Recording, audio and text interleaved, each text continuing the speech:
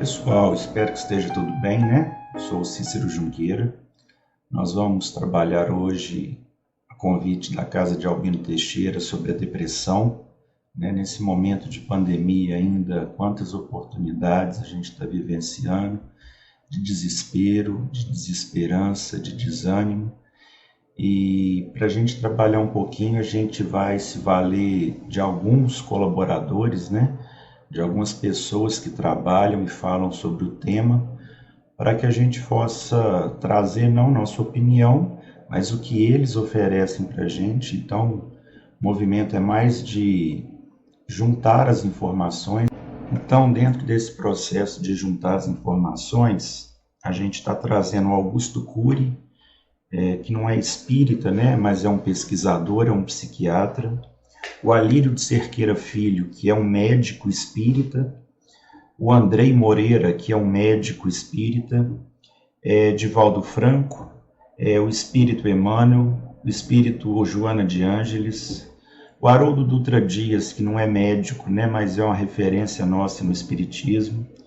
Roberto Lúcio Vieira, que é um médico e é espírita. O Sérgio Lopes também é um médico e espírita. O Sérgio Thyssen também é médico e espírita. O Rossandro Klinger, ele é um psicólogo espírita. E o Vanderlei Oliveira, que é um terapeuta e também espírita. Então, são as referências que a gente usa para trazer as reflexões de hoje. E nós vamos começar numa introdução ao tema, trazendo uma frase de Augusto Cury, que ele afirma que nos próximos anos, a cada 2 pessoas no mundo, uma terá um transtorno psíquico. Olha o impacto dessa informação. Metade do planeta vai estar psiquicamente doente, né? A Organização Mundial de Saúde trata a depressão como uma pandemia, igual que nós estamos vivendo com o Covid. Ela trata a depressão como a grande doença do século XXI. Né? Essa informação, é claro que ela é dada antes da pandemia do coronavírus, mas ainda assim a depressão é a maior causa no mundo de pedidos de licença de trabalho e a maior causa de suicídio em todo o planeta.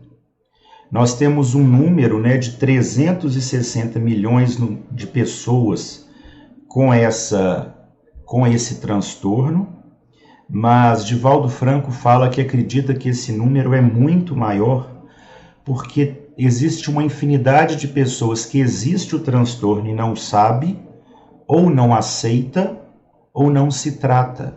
Bom, nós vamos trabalhar um pouco agora do que é ou o que não é, né, depressão. E quando a gente fala de depressão, parece que é uma coisa moderna, né? Mas ela sempre existiu no mundo. Só que antes ela tinha o nome de melancolia. E quando a gente fala de depressão, essa palavra ela vem do latim depremere. E quando a gente está falando dessa palavra, a gente está falando que é pressionar para baixo.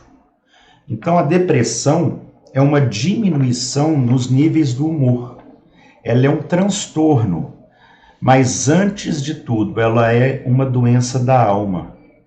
Então a depressão ela tem alterações psíquicas profundas e não é uma tristeza passageira, não é uma preguiça e nem uma falta de vontade. Então a gente pode falar que toda depressão tem uma tristeza persistente, né? Mas nem toda tristeza é depressão. Porque a tristeza ela é uma emoção e ela é natural. É uma emoção diante do fracasso, diante da perda, diante da separação. É uma emoção de uma constatação de uma falta, mas sempre lembrando que é uma emoção natural. Então, quando nós sentimos tristeza, isso é identificar que existe algo dentro de mim que precisa ser olhado, que precisa ser aceito, que precisa ser acolhido. Então, é uma necessidade de introspecção. Quando nós olhamos esse movimento da pandemia, o grande convite é olhar para dentro de nós. identificar o que está precisando ser avaliado, ser ressignificado. Então, a emoção da tristeza é natural. O processo de adoecimento é alimentar a tristeza. Então, por exemplo, um movimento de luto, uma perda de um ente querido, é natural, após esse período dessa perda física, nós sentirmos tristes um tempo. E esse período varia. Então, esse processo é extremamente natural, saudável e necessário, Mas aí, quando que isso é um processo de adoecimento? Quando ele se prolonga indefinidamente. Então, quando nós estamos há 10 anos de luto, por exemplo, com certeza estamos num processo patológico. Essa tristeza, ela já excedeu demais o período de luto saudável e estamos num processo que precisamos de tratamento. Então, a gente precisa de saber diferenciar a tristeza de uma emoção natural e da depressão, que é um período prolongado, já vai causar desequilíbrios dentro desse nosso processo. E aí, quando nós trabalhamos de depressão, vão existir 2 tipos, a primária e a secundária. A primária, a causa dessa depressão, está relacionada com os neurotransmissores e a estrutura interna da pessoa. Então, o fator genético ele é evidente, e quando a gente trabalha com a reencarnação, isso pode ser facilmente compreendido, Ou seja, ela é uma consequência de que algo precisa ser olhado. Ela é consequência de como nós já vivemos. Então, ela vem com uma forte tendência, uma forte possibilidade de se manifestar em função do que nós já fizemos. Quando nós trabalhamos a secundária, os fatores que têm origem como causa, eles são sofrimentos, as enfermidades, as frustrações, o uso de substâncias exógenas, e ela é um movimento da existência física atual.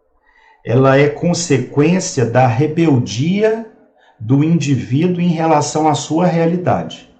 Então, são 2 movimentos, são 2 possibilidades. Uma, do que eu já fiz antes, uma postura equivocada diante da vida antes dessa experiência física. E a outra, resultante de como eu estou vivendo nessa experiência física. Como eu estou lidando com a minha realidade, com a minha possibilidade, com a minha existência física atual. E dentro desse movimento, nós vamos ter 3 níveis da depressão. É o leve, o moderado e o grave. No nível leve de depressão, de transtorno depressivo, nós conseguimos manter as nossas atividades. Nós conseguimos, apesar dos efeitos dessa depressão, fazer a nossa vida seguir. Quando nós temos o nível moderado, para que eu consiga manter essas atividades, para que eu consiga fazer as coisas que eu preciso, eu já vou precisar de um esforço maior. As coisas já são mais difíceis de conseguir. E, finalmente, nós temos um movimento grave que ele limita muito a vida. Aqui, muitas vezes, a gente já não consegue fazer grande parte dos nossos compromissos, das nossas necessidades. Sempre que nós vamos fazer essa palestra, esse primeiro momento dela, de informação, ele tende a ser desesperador algumas vezes, mas o intuito é de esclarecer. E claro que a parte final da exposição são tratamentos, são prevenções, são recomendações evangélicas para que a gente possa sair mais leve com condição de modificar, de esclarecer, de acolher, Então, nesse momento que a gente passa agora por uma lista de sintomas, de efeitos, é muito natural as pessoas se identificarem com vários deles, e ficam preocupadas, será que eu estou com depressão? É sempre esse diagnóstico é feito pelos médicos, Mas a gente precisa, cada um de nós, avaliar esses sintomas como possibilidades de fato, de introspecção, de autoconhecimento, né? Então, o primeiro sintoma, né, ou efeito para ser avaliado essa questão da depressão é que nós tenhamos mais de 15 dias consecutivos um sentimento de tristeza, um sentimento de vazio. Um efeito também, um sintoma muito importante de ser avaliado é uma diminuição do interesse pelas coisas que antes nós tínhamos prazer e alegria em fazer. Então, essa questão da ausência ou da diminuição do prazer também é algo muito importante de ser avaliado.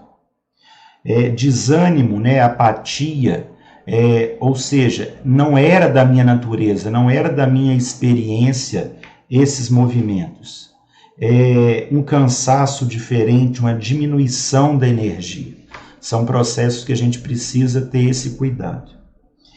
Pensamentos negativos, né, constantes, incapacidade para tomar decisões, uma diminuição da concentração e da memória, distúrbios no sono, na alimentação, seja, né, falta de sono ou falta de apetite, ou excesso de sono, excesso de apetite, ideias de morte, excesso de culpa, um afastamento social, ausência ou diminuição da afetividade, são movimentos para a gente avaliar, né, esse comportamento, essa tendência.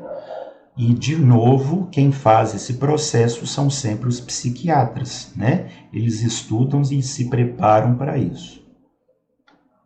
Nós vamos entrar agora para começar a trabalhar causas de depressão, né? E aí nós vamos olhar o aspecto material e o aspecto espiritual.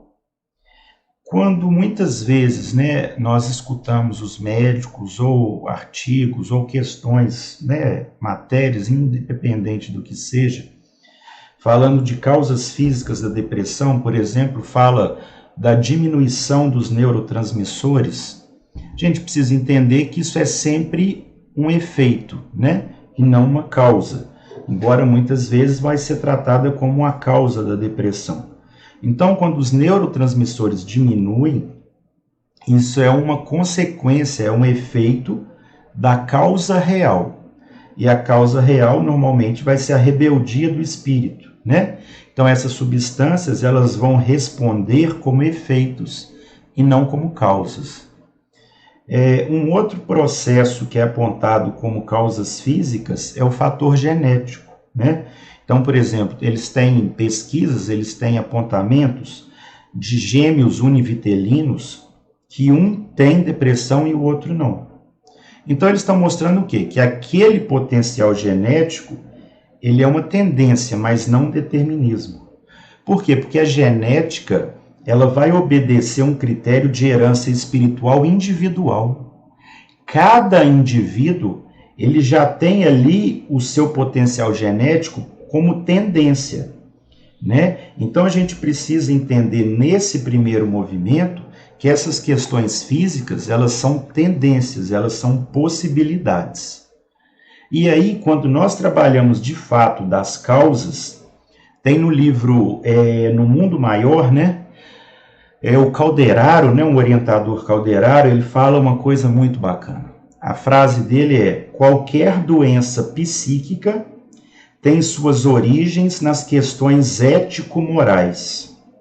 Então, Calderaro está falando que qualquer doença psíquica, ela tem sua origem nas questões do espírito. São doenças da alma, né? Quem vai colaborar também nessas definições de causas reais é Joana de Ângeles, no livro Triunfo Pessoal, em que ela fala que na raiz psicológica do transtorno depressivo encontra-se uma insatisfação do indivíduo em relação a ele mesmo que não foi solucionado. Então, eu tenho uma demanda dentro de mim que não foi olhada, que não foi trabalhada, que não foi assimilada.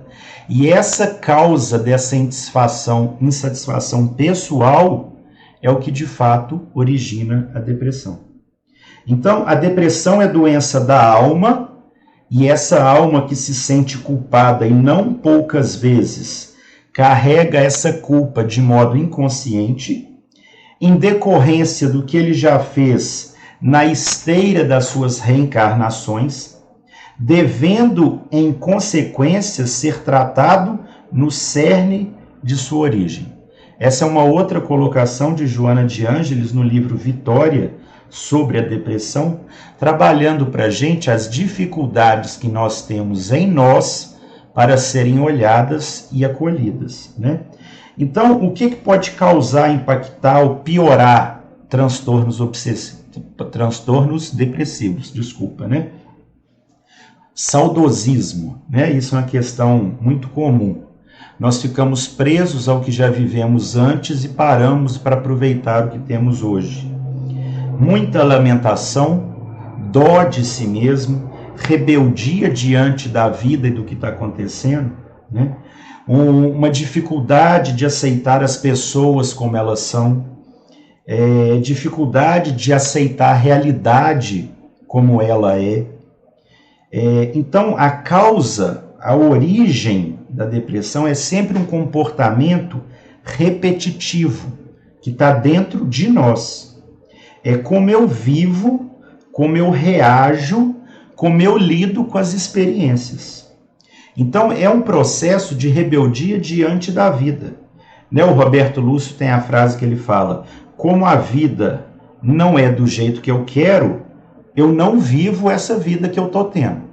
Eu só vou viver se a vida for do jeito que eu quero. Então, é criar uma expectativa diante da vida, e isso cria, de fato, esse processo, essa dificuldade que nós vamos ter que lidar. Um outro movimento que pode ser trabalhado como causa é a obsessão. Mas, normalmente, a obsessão não é causa. Normalmente, ela é ampliação.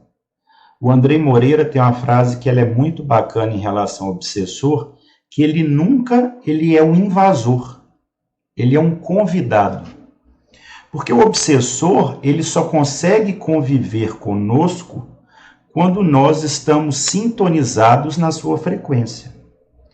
Então, normalmente, a obsessão amplia o quadro da depressão, né? Os obsessores, normalmente, eles vão potencializar as causas que estão dentro de nós, e muitas vezes no centro espírita, as pessoas entendem que ir ao centro espírita precisa ser trabalhar a desobsessão, que eles vão se curar da depressão. Então, quando eu vou ao centro espírita e acredito que meus problemas desaparecem com a depressão, com a desobsessão, eu estou querendo o quê? Um alívio e não a cura real, né? Porque, de fato, acolher esses obsessores e encaminhá-los não fazem com que a origem, a causa real do problema seja resolvida, porque está dentro de mim a causa real. Então, o tratamento para curar a depressão é muito além de em reunião mediúnica. É claro que ir ao centro espírita e fazer o tratamento espiritual desobsessivo, em muitos casos, vai auxiliar, mas precisamos entender que não cura, porque a cura precisa ser feita pelo próprio indivíduo, identificando a causa real do que está gerando aquela dificuldade dentro de si, né? Então, esse processo obsessivo, ele precisa ser visto normalmente como ampliação do processo depressivo e não como causa. E agora, quando essa parte a gente trabalha, é a parte de informação mais importante, né, dessa nossa reflexão de hoje, que é em relação ao suicídio. Porque o maior problema da depressão é o suicídio, né? Com a doutrina espírita, a gente aprende que o maior equívoco que nós podemos cometer diante das leis naturais é tirar nossa própria vida. Então, quando nós trabalhamos de depressão, nós temos um dado que 90% dos suicídios no mundo, eles acontecem com a pessoa que já tinha um transtorno psiquiátrico. Então, esse dado para a gente é de que cada 10 pessoas que suicidam, 9 estavam doentes psiquicamente, precisando de acolhimento e tratamento. Desses 90% dos casos, 75% dessas pessoas tinham transtornos depressivos. Então, nós estamos falando que a maior parte dos suicídios no mundo são ligados a transtornos depressivos. Olha o impacto da depressão no suicídio do mundo. Então, quando a gente fala de suicídio, nós estamos falando que todo depressivo quer viver, mas ele está com dificuldade para isso. Então ele não está buscando a morte, ele está tentando evitar o sofrimento em atitudes desesperadas. Muitas vezes ele tira a vida para aliviar a dor, só que é um movimento, né, que nós temos informações que não resolve. A cada 40 segundos no mundo nós temos um suicídio. Então, a grande questão aqui é mostrar que a maioria dos suicídios podem ser evitados, porque os indivíduos estão doentes da alma, precisando de tratamento, de acolhimento, de esclarecimento, né? Então, gente, nessa parte é o divisor de águas da palestra, né? Acabou a parte triste. Acabou as informações tristes, agora são movimentos de descontração, de leveza e de tratamento. Então, dentro disso, o primeiro movimento que a gente traz é a diferença que existe entre a depressão em homens e mulheres. Então, normalmente, gente, né, isso é claro que tem diferença, isso é claro que varia, mas normalmente a mulher tem esse movimento da sensibilidade e o homem normalmente tem esse movimento da razão. Biologicamente, nós temos diferenças nos cérebros. E a gente brinca, mas tem um fundo de verdade, né? Isso é claro que como a gente fala, cientificamente, né? Mas também descontrai. Quando nós falamos da mulher, da sensibilidade, quando ela tem uma questão, uma dificuldade, uma tristeza, normalmente ela chora. E aí, esse movimento, ela vai trabalhar essa questão de choro, de tristeza, de alívio, de dificuldade, e normalmente ela busca ajuda. Normalmente ela vai ao médico. Normalmente ela se trata. Algumas vezes ela toma remédio. E fazendo esse movimento, né, de olhar para a dor, de olhar para a dificuldade, de buscar ajuda, de aceitar tratamento, o que acontece? Normalmente ela melhora e segue vivendo. Já nós, os homens, os mais evoluídos, né, os mais desenvolvidos, os eleitos por Deus, normalmente nós temos um movimento mais de objetividade, de razão, de senso prático. E nós temos algumas crenças, algumas situações impostas, e muitas vezes a gente acredita que o homem não chora ou não pode chorar. E aí o efeito disso muitas vezes é que nós vamos transformar a tristeza em raiva, em agressividade. Ficamos irritados, descontamos essas dificuldades em nós ou nos outros. E aí, o que acontece muitas vezes? Nós temos algumas crenças que o homem não precisa de ajuda, que ele tem que ser autossuficiente. E aí o que ele faz? Ele não melhora. E aí ele costuma morrer. E costuma morrer antes das mulheres. Nós temos um dado que para cada um suicídio feminino, nós temos aproximadamente 4 suicídios masculinos. A dificuldade, o medo, a insegurança, a apresentar fragilidade, essas questões muitas vezes aumentam esse número. Então as pessoas falam assim, por que as mulheres vivem mais que os homens? Esse não é o dado fundamental, mas ele é um dado que ajuda a gente a entender. Nós precisamos entender que o choro alivia, que o choro consola, que o choro renova. Nós precisamos aprender que a tristeza é natural, mas que ela precisa ser trabalhada para não ser convertida em raiva, em agressividade. Que nós precisamos compreender que tanto o homem quanto a mulher precisa aceitar ajuda, buscar ajuda, se tratar, para que a gente possa melhorar. Dentro desse processo, entra um outro movimento engraçado, mas também real, mas é um engraçado sádico, mórbido, preconceituoso, mas que a gente precisa trabalhar.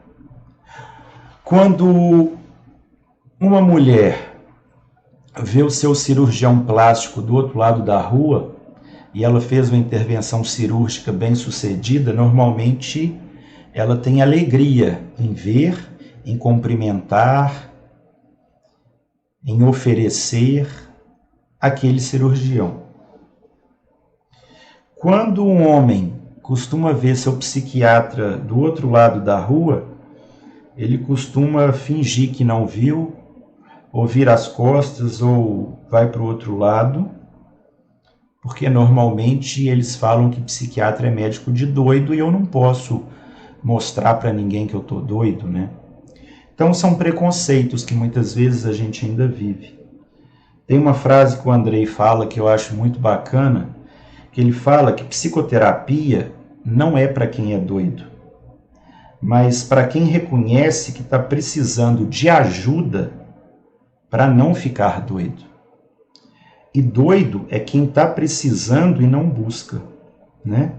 Então é um movimento importante para a gente refletir esse preconceito em relação aos médicos da saúde mental, relembrando que Augusto Cury, que é um médico da saúde mental, um psiquiatra, fala para nós.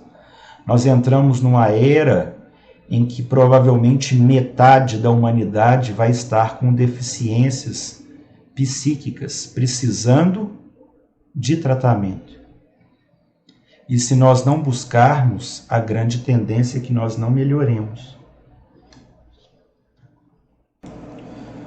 Um outro processo relacionado à depressão, que ainda tem muito preconceito, muito desequilíbrio, são os remédios, né?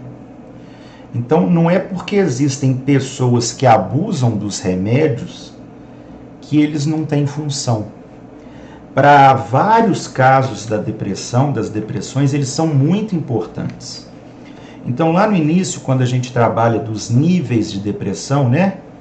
Leve, moderado e grave, nos níveis moderados e graves de depressão é necessário os medicamentos. Só que a gente precisa entender que o remédio ele não cura a depressão. O remédio é parte de um tratamento para dar condição para a pessoa modificar suas crenças, seus pensamentos, seus sentimentos, suas decisões, suas posturas. Então, quem prescreve esses remédios não é o paciente, não é a casa espírita, não é o espírito, são os médicos. Então tem muita gente precisando de remédio e não toma, mas também tem muita gente que não precisa de remédio e é recomendado ou toma por conta própria, porque quer fugir da experiência, não quer lidar com a dor. Então, quantas vezes uma mãe que perde seu filho Na outra semana está no consultório do psiquiatra pedindo antidepressivo. Porque não está conseguindo lidar com a dor e está achando que o remédio resolve essa questão. Então, nessa fase de luto, ela vai precisar vivenciar as suas fases de luto. E a tristeza vai fazer parte desse quadro.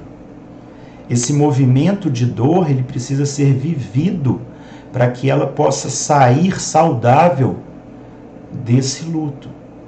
Então, muitas vezes, nós estamos tomando remédio para querer fugir da realidade, acreditando que nós vamos acordar um dia e essa realidade passou.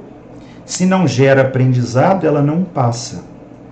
Então, no livro Consolador, o Emmanuel, na questão 96, fala assim: o corpo doente reflete o panorama interior do espírito enfermo.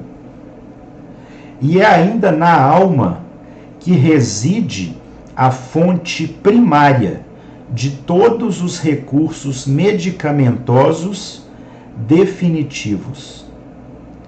A assistência farmacêutica do mundo não pode remover as causas transcendentes do caráter mórbido dos indivíduos.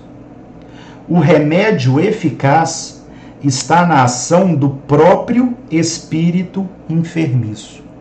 Ou seja, existem níveis de depressão que precisam do remédio para dar condição para o indivíduo fazer esse tratamento que já está dentro dele as possibilidades. Então, nem negar o remédio, nem usar o remédio de qualquer jeito ou para sempre. Ele tem um propósito, ele tem uma função. Agora nós vamos entrar na parte final, né, dos tratamentos, da prevenção, o que pode ser feito. E para começar sobre tratamento, sobre cura, a gente traz a frase de Chico: a depressão é curada pelo trabalho do amor. Tem uma frase de Pedro que fala, né? A frase na carta de Pedro: o amor cobre uma multidão de pecados. Pelo trabalho do auto-amor e pelo trabalho do amor ao próximo, nós nos elevamos a Deus. A depressão é a dificuldade íntima diante da vida. E quando eu consigo sair da minha dor para auxiliar a dor do próximo, quando eu volto para a minha dor, eu consigo ressignificá-la. Então, quando nós falamos de tratamentos, nós precisamos, é claro, trabalhar a depressão na mente, né? Nós precisamos trabalhar a depressão no aspecto dos sentimentos, das emoções. Nós precisamos trabalhar no aspecto físico com os neurotransmissores, e muitas vezes vai precisar de remédios, muitas vezes de mudanças de hábitos de vida. Nós precisamos trabalhar aspectos obsessivos nos centros de força.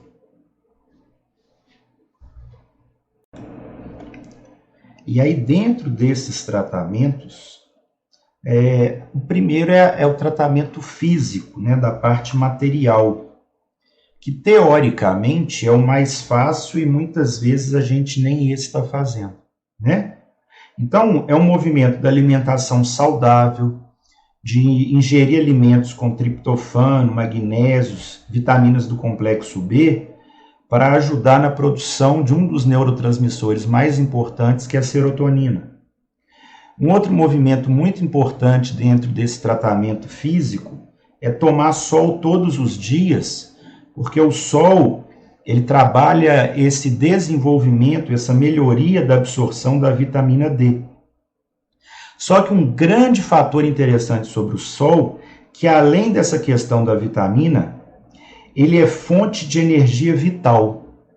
Então, olha que interessante, o sol faz bem para o corpo físico, mas também para o corpo espiritual. Na depressão, nós temos perda do fluido vital, da energia vital.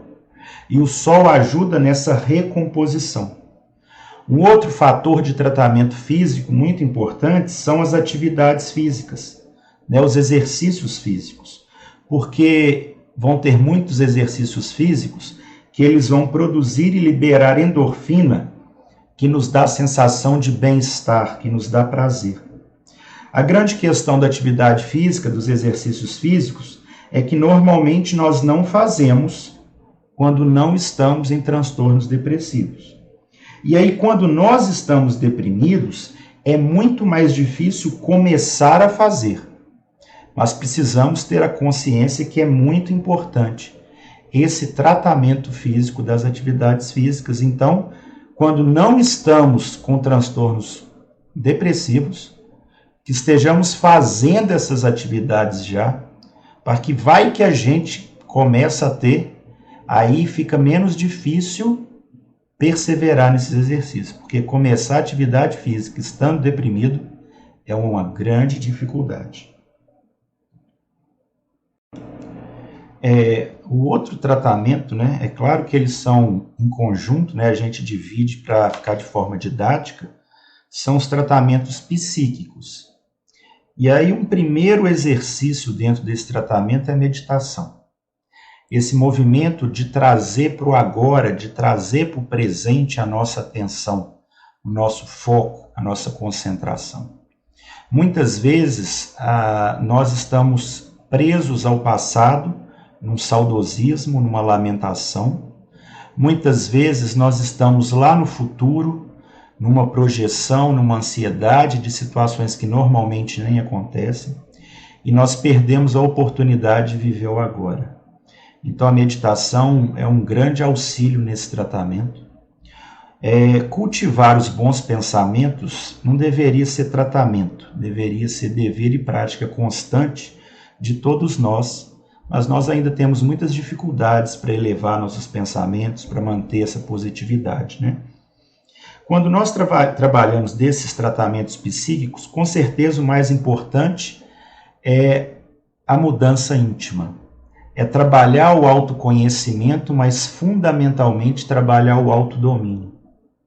É identificar os comportamentos que são nocivos à nossa paz e modificá-los.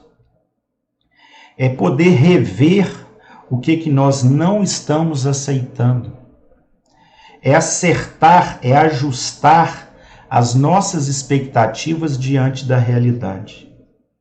É trabalhar as nossas frustrações, rever essas expectativas, reavaliar os objetivos, para que a gente possa seguir. Em relação aos tratamentos da depressão nos aspectos espirituais, com certeza a primeira situação é a oração, né?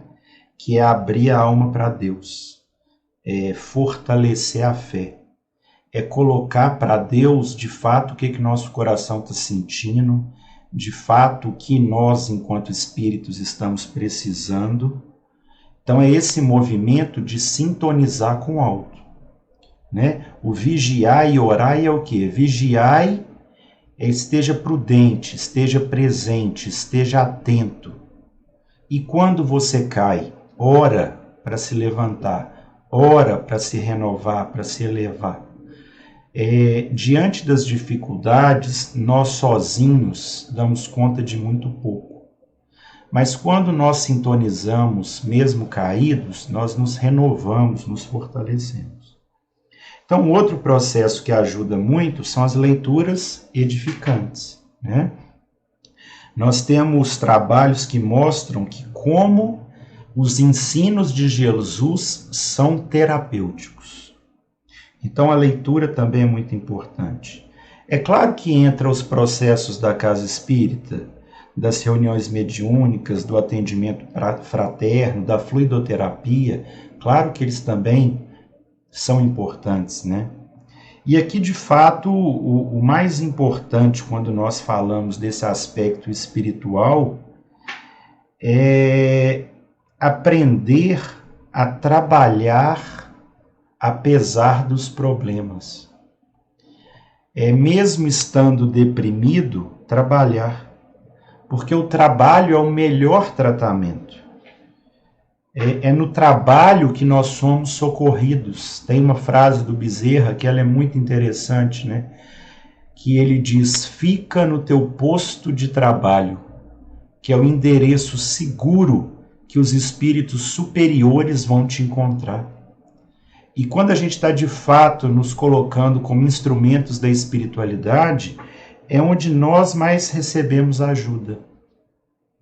Então esse movimento do trabalho espiritual, ele é fundamental para nós de fato podermos aprender com essa experiência dos transtornos depressivos.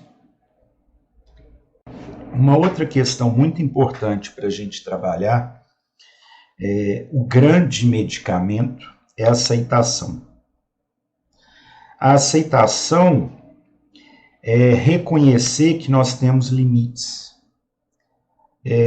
aceitar que as pessoas não são perfeitas, aceitar que a vida não é do jeito que eu quero, aceitar perdas, aceitar que as pessoas mudam, aceitar que elas podem fazer coisas que eu não gostaria. Então, quem se mantém como vítima não muda a sua vida. Ser vítima não depende do que o outro fez, mas como você lida com o que foi feito. Tem uma frase que eu gosto muito do Chico, que ele fala: aos outros eu dou o direito de ser como são, e a mim o dever de a cada dia ser um pouco melhor. Então eu preciso lidar com o que os outros fazem, mas de fato meu poder real está em modificar como eu lido com o que foi feito a mim. De fato, meu poder real é trabalhar as minhas atitudes, né? Ser indulgente para com as imperfeições dos outros, mas um exercício constante de autodomínio.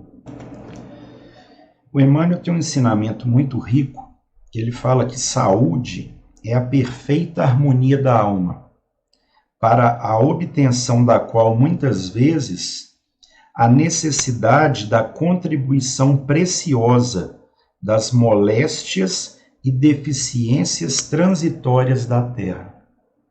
Então, essas reflexões ajudam a gente a entender o propósito da dor. No Evangelho segundo o Espiritismo, a gente tem uma mensagem que chama a paciência, que fala que a dor é uma bênção que Deus envia aos seus eleitos. Que quando estiver em sofrimento, não reclame, mas agradeça pela oportunidade que está chegando para nós, de reflexão, de aprendizado. Paulo, lá na sua carta aos Romanos, fala que o sofrimento produz resistência. A resistência produz caráter. E o caráter produz a fé. Então, a depressão é uma dor com finalidade de aprendizado e crescimento para a alma. A gente tem um dos conceitos básicos dentro da literatura espírita, médica, que é aquele conceito de saúde é a real conexão da criatura com o Criador. E a doença? A vivência contrária, essa desconexão transitória do indivíduo com o Criador. Então, quando nós olhamos o que é a lei de Deus, é a lei que indica o que a gente deve ou não deve fazer. E só é infeliz o que dela se afasta. Então, todos esses processos estão alinhados com esse mesmo entendimento. Nós precisamos nos reconectar a Deus para, de fato, ter harmonia na alma. E a doença vem nesses propósitos de como um caminho, um apontamento de identificação onde nos desviamos, onde nos desconectamos, para que a gente possa aprender, corrigir a rota e seguir em harmonia. Aqui é para a gente fechar, a nossa reflexão, a prevenção da depressão, como prevenir receitas de bolo, né, que a gente gosta muito. Passar receita é fácil, o desafio é fazer, né? Então, o primeiro movimento de prevenção é aprender que os sentimentos, que as emoções são sinalizadores. Eles são oportunidades de reflexão e aprendizado. Então, estar presente ao que a gente tem sentido. Um outro processo muito importante é aprender a gostar de nós mesmos. Aprender a exercitar o autocuidado. Aprender a se respeitar. Aprender em se admirar. Gostar de quem eu sou. Sabendo que eu sou um espírito imperfeito, mas eu aceito e amo como eu sou hoje, enquanto eu me esforço para ser amanhã um pouco melhor. Um processo muito importante nessa prevenção aos transtornos depressivos é aprender a transformar a culpa em responsabilidade. É desenvolver a resignação diante dos fatos da vida. Então, não é ser vítima, é não achar culpados, mas é assumir as responsabilidades diante dos meus equívocos e transformar esses equívocos em aprendizados. É saber que a vida não é do jeito que eu quero, mas eu posso aprender com as situações contrárias que eu estou vivenciando. É trabalhar, a batida, a constante fala da reforma íntima. Saber que todas as virtudes já estão dentro de mim, precisando ser despertadas e desenvolvidas. É aprender a função e a importância do trabalho. É fazer o que é necessário na medida das minhas forças. É aprender e vivenciar o poder da prece.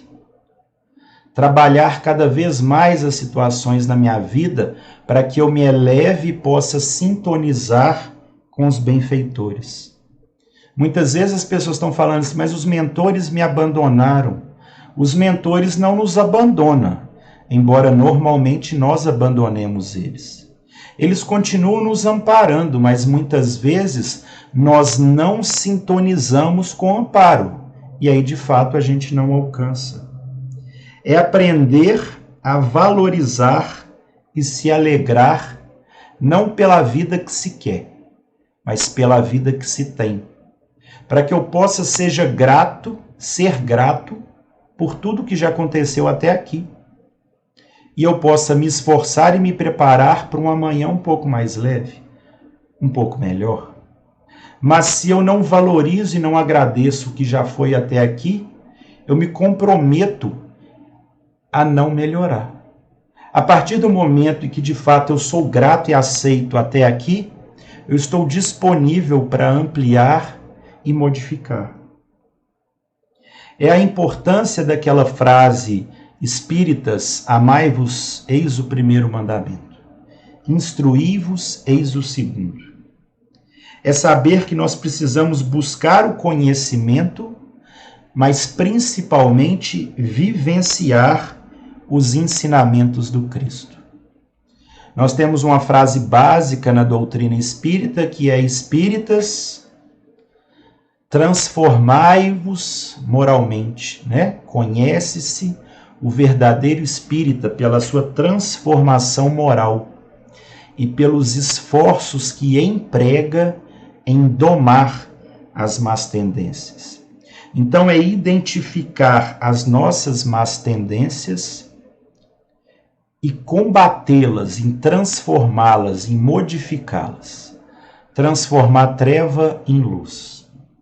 E, finalmente, o esforço perseverante no bem, que é a mensagem do nosso Cristo, do nosso Mestre. Aquele que perseverar até o final será salvo. Então, que possamos refletir, modificar e vivenciar essas propostas de autoconhecimento, de autodomínio e de aprimoramento.